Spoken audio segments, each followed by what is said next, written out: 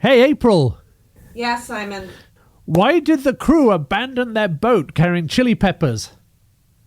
I don't know, Simon. Why did the crew abandon the boat carrying chili peppers? It was capsizing. Oh, gosh. No. I am bouncing up and down with joy at the wonder of that joke. I am bouncing up and down.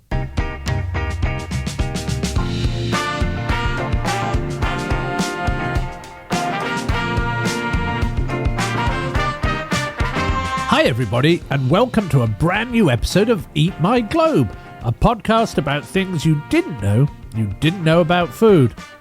And on this week's episode, we're going to be looking at not only the history of a condiment, but also at the history of its main ingredient. It's a condiment that is to be found in the fridge or pantry of most homes, not only in the United States of America, but also in so many countries around the world. It's a condiment whose sales in 2018 had a global market of nearly $2.3 billion and is expected to rise to nearly $3.8 billion by the year 2026. And it is a condiment whose existence not only has a fascinating history, but also still plays an important role in the self-identification of large groups of American citizens, particularly those from Latinx, African American and Southeast Asian heritage. It's also a condiment whose perhaps very existence, and we shall discuss that, but certainly whose immense global popularity is owed to the widespread distribution of its key ingredient as the result of colonization. A key ingredient that itself has a global value of $4.1 billion in 2018. And finally, if you are someone like me, as you will know if you listen to my awesome conversations with our producer April at the beginning of each episode, who loves great puns and corny jokes, it is a condiment that has inspired some often humorous, if not particularly politically correct, names for some hot sauce names. I'm not going to name them here. This is, after all, a family podcast. However, for those of you who are so inclined, we shall post a link on the annotated transcript, so you can go and look them up for yourselves. You have been warned. Yes, folks, today we're going to talk about the origin of that kitchen staple, the history of hot sauce, and with it, of course, the history of the chili pepper.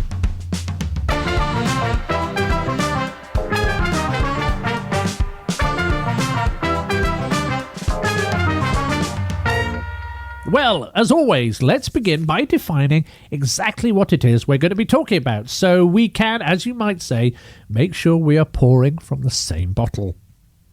Our pals at Merriam-Webster, to whom I often turn first, describe hot sauce as, quote, a pungent condiment sauce made from hot peppers, end quote, while the Collins English Dictionary calls it, quote, any of several highly spiced pungent condiments, especially one containing some type of pepper or chili, end quote. Both of which tell us two things. One, that all hot sauces are made with the use of chili peppers, and that the process is one that produces an end result that is pungent or has a sharply strong taste or smell. We will take a look at the process of making hot sauce as it has evolved around the world later on in the episode. But first, let's look at that prerequisite ingredient of all hot sauces, the chili pepper. Now, chili pepper is an ingredient that is now found in a huge number of varieties and cuisines throughout the world.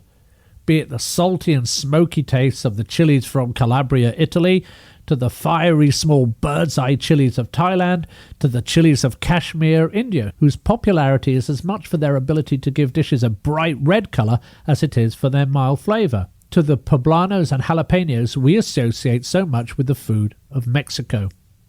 There are 5 domesticated species of chili: Capsicum annum, Capsicum chinense, Capsicum frutescens, Capsicum baccatum, and Capsicum pubescens. Interestingly, capsicum is a member of the nightshade family, which includes tomatoes and potatoes. It was not until the late 15th century, during the arrival of Europeans to the Americas, that capsicum began to be known outside of the area to which they were indigenous. Subsequently, they have been taken around the globe to be used in cuisines and, for our purposes, in hot sauces. There is some debate as to where exactly the chili peppers first began to grow, with both what is now Peru, Bolivia and Mexico having viable claims. There are claims that there were in fact a number of different domestication events, ranging from 2 to 5 in total. The term chili is taken from the words for hot pepper from the Nahuatl language of the people from central and western Mexico. It's a language that was used by the Aztec and Toltec civilizations, and it is a language that is still used today by over 1 million people in that region. In what I think is one of the most interesting discoveries about the spread of chili species, it's also believed that part of the reason that chili peppers were distributed throughout this region so widely was their seeds were, how can I put this nicely? I can't. They were pooped out by birds on flights of migration. The symbiotic relationship between plants and animals is one we are all well aware of, and this concept believes that birds eat the fruit, and according to the smart people at Harvard, like candy, and as the seeds travel through the body, help germinate the seeds, and then excrete the seeds as they travelled. This might seem counterintuitive for a plant with such heat as the chili pepper, but whereas many mammals avoid eating chili peppers because of the capsaicin their fruit contained, which promotes a burning sensation, birds do not have a receptor for this element and could eat the fruits without suffering the consequences, and could later discard the seeds as they travelled. This took the particular plants over quite a distance.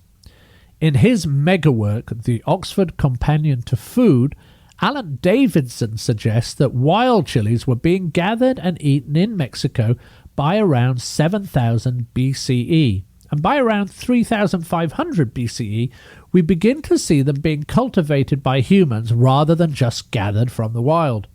The most recent research I could find suggests that this was in the central eastern part of Mexico, in the valley of Teotihuacan. Much of what we do know about how chili peppers were used by those who first cultivated them in the pre-Columbian era comes from the use of chemical extractions from excavated pottery. In a recent study, 2,000-year-old pottery samples from southern Mexico were found with traces of capsicum. The different purposes of the samples giving a clue to the varied ways in which peppers were used. These included making spicy beverages, perhaps the first hot sauces, and dining condiments. By the time of the Aztec civilization, which was at its height between 1345 to 1521, it might be fair to argue that chilies were almost ubiquitous in the daily diet. They used fresh, dried or smoked chilies in their sauces and seasonings. Indeed, in the book Aztec Codices, What They Tell Us About Daily Life, author Laurie Bunasian-Diel says that chili peppers were such a part of Aztec cooking that when they fasted for religious purposes, it did not mean that they stopped eating. It meant that they removed chili peppers and salt from their cooking. As she sums it up perfectly, quote, "Presumably, for an Aztec, having to eat such bland food would have been quite a sacrifice." End quote. I tend to agree. What we know about Aztec cuisine comes to us via books together known as the Aztec Codices, and predominantly written in the post-Columbian period. There are a few pre-Hispanic codices which are largely pictorial, and the major ones are commonly known as the Borgia group, so named after the European owner who acquired these codices. In contrast, there are almost 500 post-colonial codices. The Codex Mendoza and the Codex Florentine depict the daily lives of the Aztec. The latter is known as the Historia General de las Cosas de Nueva España, or the General History of the Things of New Spain. It is credited to Fray Bernardino de Sahagún, who is perhaps one of the first culinary historians. The Florentine Codex has 12 books. Book 10 discusses, quote, the people, their virtues and vices, and other nations, end quote. Among other things, it discusses Aztec food and drink, including recipes for a chocolate beverage with spices. Sahagún also describes in vivid detail the variety of chilies that are now difficult to find. Sahagún also describes a food seller who, quote, sells foods, sauces, hot sauces, end quote. As well as selling food, quote, with hot chili, with yellow chili, with mild red chili sauce, yellow chili sauce, hot chili sauce, with bird excrement sauce, sauce of smoked chili, end quote. Although I should note that the phrase bird excrement is in quotes, so I assume that it's not really bird excrement, but perhaps related to the bird's tendency to poop them to help with germination of the seeds. Sahagun's account not only shows the variety of chilies, but also the variety with which the Aztecs used chilies and how they made hot sauces with them. It is with the arrival of the Spanish, of course, that we begin to see the start of a process that we have discussed many, many times on Eat My Globe in the past episodes, the Columbian exchange. In fact, we have discussed it so many times that it is now almost tempting to overlook it, assuming that our audience knows all about it. However, that would be wrong of me, particularly for any new listeners who might not have encountered this explanation of this vast exchange of elements between the Americas, Africa, and Europe that occurred during the age of colonization. So important, in fact, that we've done a whole episode about the Columbian exchange that went out last week. So if you have chance, do go and listen to it. In short, however, though, the phrase the Columbian exchange comes from the book of the same name, written by Alfred W. Crosby and published in 1972. In the book, he splits the exchange into three categories: diseases, animals, and plants. Diseases such as smallpox found their way to the Americas, along with a plethora of others, while it is believed that syphilis headed the other way. As far as animals, horses, pigs, and sheep, amongst others, found their way to the new territories. And as for plants, the diet in the New World would be a whole lot less interesting without the arrival of peanuts, pineapples, squashes, potatoes, tomatoes, cocoa, and of course, chili peppers. Can you imagine Italian cuisine without tomato-based sauces, or British fish and chips without potatoes? Famously, Christopher Columbus was one of the first Europeans to come across what we now know as chili peppers. He made a series of 4 voyages from 1492 to 1502, during which he hoped to find a sea route from Europe to Asia. Spoiler alert, he never got there.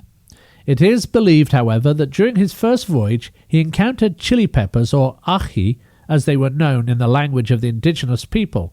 He wrote of them, quote, "There is also plenty of ají, which is their pepper, which is more valuable than pepper, and all the people eat nothing else, it being very wholesome." End quote. The notion of chilies being more valuable than pepper, referring to black pepper, might have been an attempt at what we might call today spin. That's because Columbus had not found true black pepper, which was often called black gold. However, he did name the chilies he encountered as peppers, or pimiento, as he took the heat that they brought with them when consumed to indicate that they came from the same family as the black pepper from Asia. Later, some Europeans did offer some warning about ají. Jesuit priest Father José de Acostas wrote about Chile in Book 4 of his major work, Natural and Moral Histories of the Indies, which was first published in 1590. In it, he gives a detailed account of how it is used and how it is made into a sauce using salt and sometimes tomatoes. Quote, "For that they eat it green and dry, whole and beaten, in the pot and in sauces. So ají is the most common spice for all sauces." End quote. But he also warns, quote, "If they take too much, it hath bad effects. For of itself it is very hot, fuming, and pierceth greatly, so as the use thereof is prejudicial to the health of young folks, chiefly to the soul, for that it provokes to lust." End quote. That's why they call me the hot stuff. Really? Unlike their reaction to other items brought from the Americas, such as tobacco, the Europeans did not develop an immediate affection for the joys of chili pepper. In fact, for much of their early existence in Europe, they were grown more for their aesthetic as ornamental plants than they were for their edibility. But European monks who first grew them for their novelty started to experiment with them in the kitchen, but it became a cheap substitute for the expensive black gold pepper. Others soon grew to love them. I have already mentioned the famed chilies of the Calabria region of Italy at the beginning of the episode. They are smoky and spicy. One of my favourite peppers, the Pimentón de Padrón, are from Galicia, Spain. They are long and thin and similar to shishito peppers, which I pan-fry in olive oil until they're slightly charred, which I believe is the traditional method of preparing them. And I doubt that too many of you will have a pantry that does not include a container of paprika. It is worth noting that the Turks, via the Bulgarians, brought that ground spice to Hungary. There it is popularly used in Hungarian goulash. The Turks also used chilies as a medicine to cure fever and malaria. As with many ingredients we have talked about on Eat My Globe, the notion that they were distributed as much for their supposed medicinal values as their culinary value is one that we should always be aware of. However, Europe's real role in today's story of the history of hot sauce is as middlemen. It was the European traders, primarily the Portuguese, who had well-established trade routes, who took chili around the globe. The Portuguese introduced chilies in the 16th century to India through their rule of the territory of Goa. The Goan dish, vindaloo, makes good use of the chili pepper, and I do have a great recipe for vindaloo on my website at simonmajumdar.com/pork-vindaloo. During the same period, the Portuguese also introduced chili to Thailand, then known as Siam. The Siamese port city of Ayutthaya was a major trading point in Asia, where it is believed that the Portuguese came ashore and traded chilies, and therefore, as well as being used in Thai cuisine, chilies spread from there to places such as Indonesia and into China. Chili peppers also found their way, thanks to the Portuguese, to Brazil, and from there to both West and South Africa. This is unsurprising as Portugal had established colonies in Angola, Mozambique and Guinea-Bissau.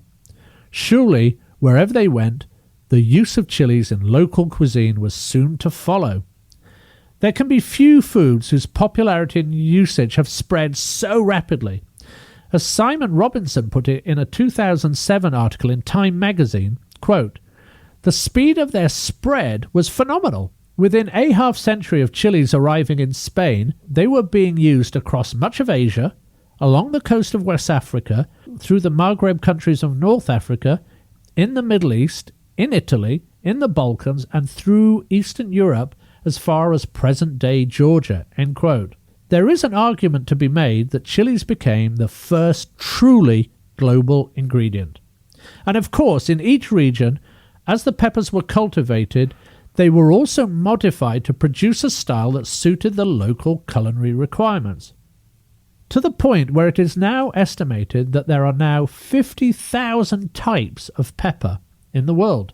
The popularity of chilies can be attributed to a number of elements. One is that they are relatively easy to cultivate in a variety of climates. The second was that, in part, because of this ease of cultivation, they were affordable, certainly more than black pepper. And the final reason was their suitability to the cuisines in hotter climates. The heat properties of peppers, which encourages increased perspiration, bring with them an apparent capacity to cool the body. In West Africa, for example, local cuisines already strove for this using local ingredients like melegueta pepper from the ginger family and otherwise known as grains of paradise. These were also used to treat many medical conditions such as dysentery and stomach issues. The notion of spiciness is the result of an activation of pain receptors on the mouth. The heat comes from a chemical within all peppers known as capsaicin. This is measured by a system known as the Scoville scale, which is comprised of a rising number of Scoville heat units. The system's development was the work of one Wilbur Lincoln Scoville, who lived from 1865 to 1942. Scoville was a pharmacist who in his day was well respected for writing a major textbook known as The Art of Compounding, a book that was still in use until the 1960s. As well as his academic work, he also worked for pharmaceutical companies, It was during experiments for one of these, Park Davis, that he developed the Scoville scale in 1912. He was working on improving the production of a pain-killing cream known as heat liniment, which used capsaicin as its main component. And in an attempt to measure the exact amount of capsaicin, Scoville carried out what is known as an organoleptic test, which determined the amount of sugar water needed to dilute the spiciness of chili peppers until there was no longer a discernible amount of heat tasted. In the case of this experiment, Scoville took dried ground peppers and mixed them in alcohol to extract the capsaicin. He then diluted the extracted capsaicin in sugar water. Using 5 taste testers, he gave them a series of increasingly diluted capsaicin extract until none of them could taste the heat any longer. The large or small amount of dilution was given a unit, known as a Scoville heat unit. The number of units decided where it fell on the Scoville scale. Today, as I said, there is a vast variety of peppers available with an equally vast range of heat, bringing capsaicin, from sweet bell peppers that rate at 0 level on the Scoville scale, through mildly spiced peppers such as poblano peppers that rate about 1500 on the Scoville scale, through serrano peppers, the pepper I use for most of my preparation of Indian meals, coming in at about 6,000 to 23,000 Scoville heat units, through hot peppers such as bird's eye chilies, which originated in the Americas but are now readily associated with the cuisine of Thailand, coming in at about 50,000 to 250,000 Scoville heat units, and hitting the super hot peppers that sear the tongue and other parts of the body. You know what I mean, such as Scotch bonnet peppers, so popular in the Caribbean, which rate up to 350,000 on the Scoville scale. Finally, to the spiciest peppers, which can rate at well over 1 million on the scale, and seem to have no other purpose than to be a boastful conquest if you can eat one. These are peppers such as the Boot Jolokia pepper, a pepper from the Indian subcontinent that is also known as the ghost pepper, coming in at 850,000 to about 1,050,000 on the Scoville scale, that is often held up as one of the world's hottest peppers. However, as far as my research shows, the leader on the "why would you do that to yourself" board is currently the frightening-sounding Carolina Reaper, which was listed in 2013 by the Guinness Book of World Records as the hottest pepper on Earth. It was created by the rather appropriately named Ed Curry in South Carolina, and it delivers a whopping 1,569,300 Scoville heat units. Bloody hell. So we have seen so far just how chilies spread around the Central and Southern Americas, thanks bird poop, and how they were used in a variety of ways by the Aztecs. We have also seen how once they were encountered by the Europeans and brought to Spain and Portugal, chili peppers soon found themselves being distributed around the globe through trade in seeds and through the colonization of Asia and Africa. So now it's time to chat about what many people consider the chili pepper in its finest form. Let us talk about hot sauce.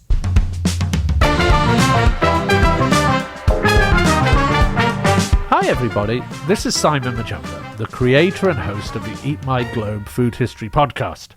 Now, those of you who have been listening to the podcast since we began over 2 years ago, nearly 50 episodes so far, will know that we have never sought out sponsorship for the podcast. It's very much been a labour of love. However, along the way, a large number of people have approached us suggesting they would like to support the podcast. And so, we have opened up a page on patreon.com to allow those of you who listen regularly to do just that. Any support we will get will allow us to purchase research materials, buy ingredients for recipes, and maybe, when we can get out and about, to bring you some very special in-the-field reporting. But, and this is really important, this is not just a one-way street. For varying levels of membership of our Patreon club, there will be access to fantastic Eat My Globe swag, including that incredible chopping board so many of you have written to me about, recipes based on historical periods about which we chat each week, video shout-outs, signed pictures, and even along the way some very special episodes just for members. So, if you've enjoyed the episodes of Eat My Globe you've listened to so far and would like us to make many more into the future, do head over to www.patreon.com/eatmyglobe and consider taking out a membership. Any support will be much appreciated. Remember, that's www.patreon.com/eatmyglobe. So thank you very much. Keep listening. Now, obviously, just about every cuisine that has a love affair with the chili pepper has an expression of that love in sauce form. And obviously, it would be impossible to touch on all of them. So, with your permission, I'm going to pick out a few of my favourites from around the world and talk about how they came to exist. There may be some that I leave out of this section, other than a mention, because I've chatted about them at length in other episodes. So no complaints from you aren't Sriracha fans who couldn't find a whole discussion about this wonderful sauce in Season 5, Episode 7. As we discussed at the beginning of the episode, archaeological research has shown us that some of the earliest uses of chili peppers may well have been in the form of a liquid. Some of the pottery fragments that archaeologists from Kennesaw State University examined were from an area in Mexico known as Chiapa de Corzo. The artifacts dated from the period between 400 BCE and 300 CE, when the area was settled by those who spoke Mixtec-Zoquian, who lived between the time of the Olmec and the Maya civilizations. Amongst the excavated artifacts included spouted jars that contained chili pepper residues. These were jars that were used to decant liquids into other containers, and the findings suggest that the contents were used as a liquid or a condiment, so they probably made hot sauce.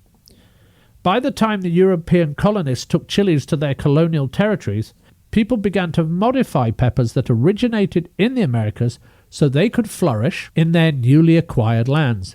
In Africa, for example, a form of bird's-eye chili was developed from the cultivar Capsicum frutescens to produce a pepper that is known as peri-peri or pili-pili. That has become the prerequisite ingredient for a sauce with the same name. The words peri-peri mean pepper in Swahili. The sauce is made using the peppers that rate about 15,000 units on the Scoville scale: lemon juice, garlic, bay leaf and vinegar. Many of the former Portuguese colonies claim that they were the ones who created this now famous pepper sauce, although most seem to give that credit to Mozambique. I don't know the answer to that, but I can say on my all too brief visit to Mozambique, I did eat a lot of it. The pepper sauce can be used as a condiment in its own right, and I do love mixing it through steamed rice for a spicy treat. However, it has become most famous, or perhaps infamous, because of its use as a marinade for chicken in the chain restaurant group Nando's. Nando's is a South African chain that was founded in 1987 and now operates, according to the website www.rateyournandos.com. Yep, that really does exist. Over 1,100 restaurants, with the United Kingdom having the most branches at 392, while the United States has just about 40 branches. In the United Kingdom, the term to pop out for a cheeky Nando's has become part of popular culture. Their proprietary sauce is now available for sale in retail, and there are dozens of versions on how to make wannabe versions of it online. In North Africa, perhaps the most well-known hot sauce is known as harissa. It is one of my favourite pepper sauces. It delivers a decent kick of heat, and it has a distinctive earthiness from the addition of spices such as cumin and coriander, which I think are spices that speak to North Africa's importance as a hub in the spice trade.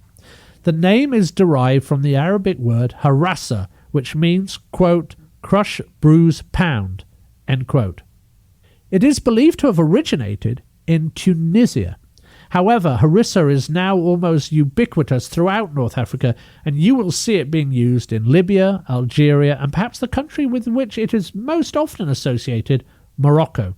I can just imagine going to the aromatic souks or markets where people would wait for their selections of spices to be pounded to order. What glorious sights and smells. In each country, different ingredients are added to their harissa mix, including caraway seeds and dried mint. As with peri-peri sauce, harissa can be both added to a meal as a condiment or used in the cooking process itself. I think it is a wonderful marination for chicken wings that are to be cooked on the grill. It's a favourite of mine when mixed through with couscous or added to a warm potato salad, and a small amount can add a deep flavour to a slow-cooked Moroccan tagine, such as one with duck and prunes. Oh, wonderful stuff! As we move back east along the spice trail, one of the hot sauces that is becoming increasingly popular is a Yemeni spice sauce called sahwig, which Yemeni Jews brought to Israel, where it is called zug. It's a sauce that can be green, red or brown depending on the chili types used. It is made by grinding the ingredients down, typically with a mortar and pestle. It is great when added to pastas, soups and meats, but I particularly love it when I had zug with the delightful sabich, an Israeli dish based on breakfast salads brought by Iraqi Jews to Israel. The mortar and pestle style of preparation is one that is used around the world to grind chilies for the preparation of local pepper sauces. In Indonesia, Singapore and Malaysia, you will see the fiery Thai red chilies being ground with local ingredients such as shallots, galangal, a member of the ginger family, lemongrass, turmeric, garlic and fish sauce to make condiments that are used in dozens of ways. Sambals or chili pastes or chili relish.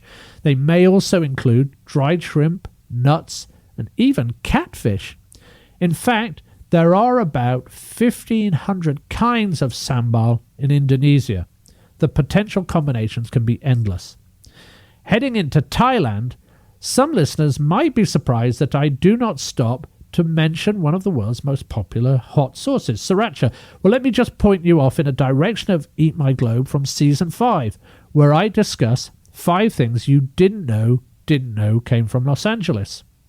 Although there is a small coastal town in Thailand known as Sriracha, which does actually produce a delicious chili sauce, the famous rooster sauce produced by the Huy Fong Company, which bears the name Sriracha, is very much a US invention, and it is created by a Vietnamese immigrant to the United States who took the name of the sauce from Thailand as inspiration. If you want to know more about that sauce, Sriracha, do go and check out that episode. Quite apart from Sriracha, however, chilies do play a significant part in much of Thai cuisine.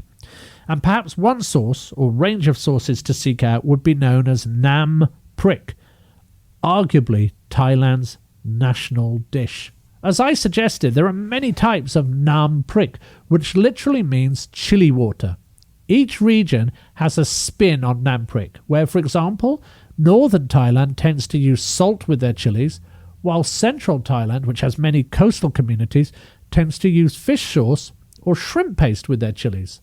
Some also add garlic, shallots, sour tomatoes, fish, and even more to make their chili sauce. These are ground together in a mortar and pestle and then served as a dip for raw vegetables or combined with soups or fish or rice. With a combination of chilies and fish or seafood paste, the flavours can be definitely an acquired taste for a European palate. But once you do acquire that taste, it is extraordinarily addictive. Try serving it with crudités such as cabbage, carrots and radishes for something truly delicious. In South Korea, we find a chili sauce that has now become so popular in the United States, you can find it on sale in most supermarkets. Gochujang has a constant presence in my refrigerator, and I use it for dishes such as chicken wings, galbi, ribs, or bulgogi, beef. I use the thick red paste to make a spicy version of ketchup, and these recipes are on my website at simonmajumdar.com/recipes, or otherwise linked in the transcript to this episode. Gochujang is made using fermented soybeans, glutinous or sticky rice, peppers and salt. The mixture is then left outside to ferment in earthenware pots for a considerable time, extending into years. where the starches in the rice begin to transform to sugars. The end result is a unique combination of sweetness, saltiness, earthiness, a decent but not overwhelming heat, and an umami kick from the soybeans that gives the sauce its addictive flavour. If you don't have a container of gochujang at home, you really are missing out. Now, it would be wrong for me to talk about hot sauces without returning to the Caribbean and to the motherland, as it were, that is, to the Americas. There are so many wonderful hot sauces in the Caribbean. Perhaps the most well-known are those used in Jamaica, which are definitely not for the lily-livered. A fierce combination of yellow, orange or red Scotch bonnet peppers with a Scoville rating that can reach up to 350,000 units, ouch, combined with white vinegar, brown sugar and often with ground allspice berry. This is a berry that is interesting, not only because it's probably the only spice grown exclusively in the Western Hemisphere, but also because it derives its name from the fact that its aroma and taste reminded the Spanish colonizers of a mixture of ginger, cloves, cinnamon and nutmeg, hence allspice. The tree from which the berry came was also named pimento, confusingly, and it is the use of pimento wood for smoking and the ground allspice berries that are a prerequisite for that most well-known of Jamaican dishes, jerk chicken. There are many, many hot sauces or salsas, as one might hope there would be at the chili pepper's place of origin, the Americas. Ones to look out for include ají criollo from Ecuador, which I find interesting because it has kept the same name for chilies that Columbus encountered on his voyage to the New World. It's also quite delicious mix of hot peppers, cilantro leaf, garlic, salt and lime. In Mexico, homemade salsa can be found on most tables, and they generally include chilies. Their uses are seemingly endless. Quite apart from being used as dips and marinades, I have used fresh salsas to top burgers and to liven up mayonnaise and as a base for salad dressings. I've used them for simmering seafoods and fish and at the centre point of a ceviche. You name it, and I've done it. I won't lie, I have been known to just stand at the fridge spooning leftover salsa into my mouth in the middle of the night. Yep, we've all been there. Arguably, the most famous commercially available hot sauce in Mexico is named after the city of Cholula, which claims to be the oldest populated city in North America and now a UNESCO heritage site. You will, I am sure, know this sauce from its iconic bottle, featuring a yellow label, a portrait of La Chila, and a rounded stopper. The sauce is made primarily from arbol chilies. It's a relatively mild hot sauce, where the company claims that its Scoville rating is only 1,000, but despite that, it has become a big hit, and the US is now its biggest market. Which perfectly brings us to the United States of America.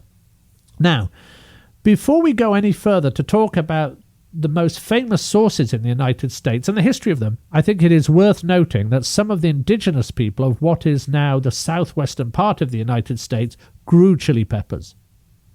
The chili pepper's exact arrival in the area, however, is still unclear, but there is an argument to be made that chili arrived in New Mexico via trade between the Pueblo Indians, who lived in what is now the southwest of the United States, and the Toltec Indians, who lived in what is now Mexico. As a far northern territory of Spain, prior to becoming a member of the State of the Union in 1912, New Mexico was at the end of what you might call the bird pooping range for chili seed distribution, as we discussed earlier. As such, although archaeologists found a cultivated chili carbon dated to be from the middle of the 12th century to the very beginning of the 14th century, it was found in the Mexican northwest area of Chihuahua, Mexico, which is near but not in the American southwest, such as New Mexico. The argument many historians use is that the real popularity of chili peppers in the American southwest began in the 1700s with the arrival of a colonial presence. It is likely that the first commercial hot sauces would have been seen in the United States in around 1807, when a newspaper in Massachusetts ran an advert for bottled hot sauce. However, I think it is very likely that homemade versions of hot sauce had been around for some time, and very possibly since the arrival of the first slaves from West Africa, since they had already been using piquant spices in their cooking. In the 19th century United States of America, highly spiced food was considered as something to be avoided by what one might call polite society, because it was contrary to the more aspirational food coming from Europe, and particularly France. It was primarily tolerated by this strand of society as a form of medicine. That is why, during that time, hot sauce tended to be used primarily by the poorer strands of society, in what I think is an attempt to literally add spice to their, what I would imagine to be, bland diet. This included poor white farmers, immigrants from Asia and Latin America, and enslaved African Americans. Now, the identifying role that hot sauce has played in African American life is one that is now gaining wide attention, particularly after Beyoncé released her song, Formation. Quote, "I've got hot sauce in my bag. Swag." End quote. It's a subject that I think is worthy of far more consideration than I'm able to devote to it in this episode, and we will add some links to articles to the annotated transcript. However, in brief, it is an identity that is linked primarily to what some historians refer to as the Great Migration. This was the relocation of over 6 million members of the African American community from the American South to other parts of the country between 1916 and 1970. Savage Jim Crow laws and the lack of opportunities for economic advancement offered to them in the South prompted this movement. They moved from the South to cities such as Philadelphia, New York City, Chicago, and Detroit in vast numbers and in search of better and less restricted lives.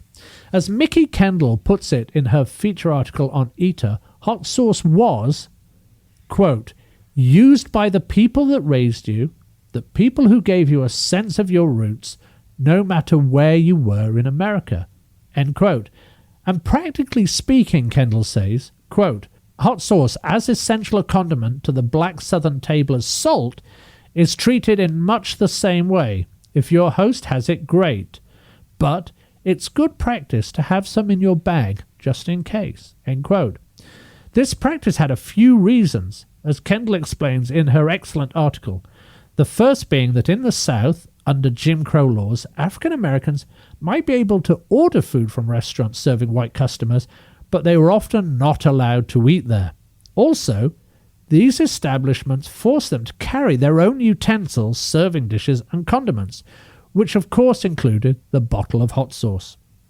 Added to which, as the Great Migration began to take place, the notion of carrying hot sauce was an important way not only of spicing up some of the more bland food they would encounter as they moved north, but also a way of expressing their identity through culinary means when they were not able to bring a great deal else with them on the road.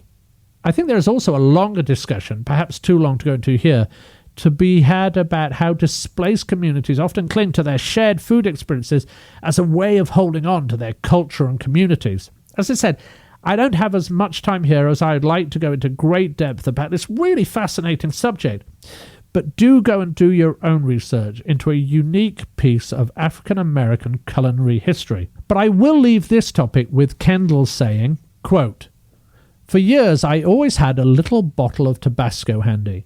It was part childhood habit. My grandmother always kept a bottle in her cavernous bag, and part the defense against my discovery that even though hot peppers and hot sauce were regular condiments at home, not all of the people who invited me over for meals kept a bottle of hot sauce in their kitchen," end quote.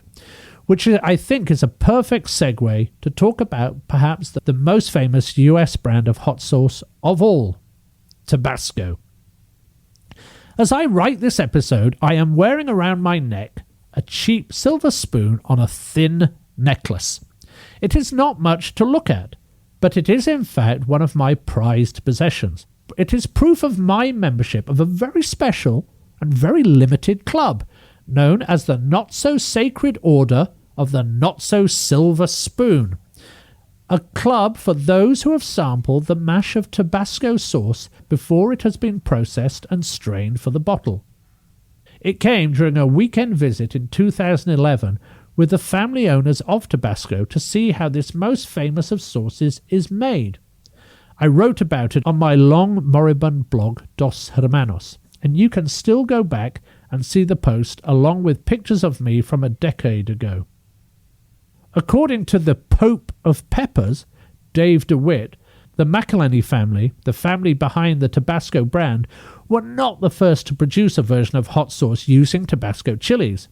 That credit is given to an Irish immigrant called Colonel Maunsell White, who owned sugar plantations in the Plaquemines Parish, Louisiana. He also enslaved over 230 people. During a virulent cholera epidemic, he saw his enslaved workers lacing their food with cayenne chili pepper as a potential prophylactic. It prompted him to see if he could turn some of his land to cultivating chilies, which he did using a new chili which had made its way to the United States after the Mexican-American War of 1846 to 1848, the Tabasco chili. He successfully grew Tabasco chilies and claimed that medical studies showed that the use of Tabasco chilies mitigated the impact of the cholera epidemic. Colonel White found that this particular pepper was not suitable for drying, but if it was boiled and then made into a sauce using vinegar, it was able to last much longer and was delicious. In 1850, the New Orleans Daily Delta said of it, quote, "A single drop of the sauce will flavor a whole plate of soup or other food." End quote. Colonel White never marketed his sauce, but in 1867, Edmund McElhenney of Avery Island began to cultivate the Tabasco pepper. Previously, McElhenney had been ruined by the failure of Confederate banks and businesses he operated during the American Civil War. He later decamped to Avery Island, where he began to grow the peppers. There are some claims that he may have received the Tabasco seeds and the recipe from Colonel Maunsell White. However, the company denies that, and in 1870 he claimed a patent for the sauce. The Tabasco pepper derives its name from where it allegedly originated, the Mexican state of Tabasco. And the Tabasco sauce is a relatively simple one, using vinegar, chili peppers, and salt. The pepper was picked after it had ripened, which ripeness was measured using a stick called Le Petit Bâton Rouge, painted a particular shade of red at the end. If the peppers matched the same shade, they were picked, aged with salt, then mixed with white wine vinegar, if I remember correctly, which came from Burgundy, and was then bottled. The first shipment of the sauce was a mere 658 bottles, but it soon became a huge success, where it was being sold across the United States and in Europe. So much so that sales of that famous bottle, still bearing Edmund McElhenney's signature, along with other bottles in the Tabasco range, are now worth over $200 million a year. Not bad for a bit of pepper, vinegar, and salt. Which seems like a good point for me to go and end this episode and go and make something using chili peppers, an ingredient that has literally taken us all around the world and back again to the United States. See you next week, folks.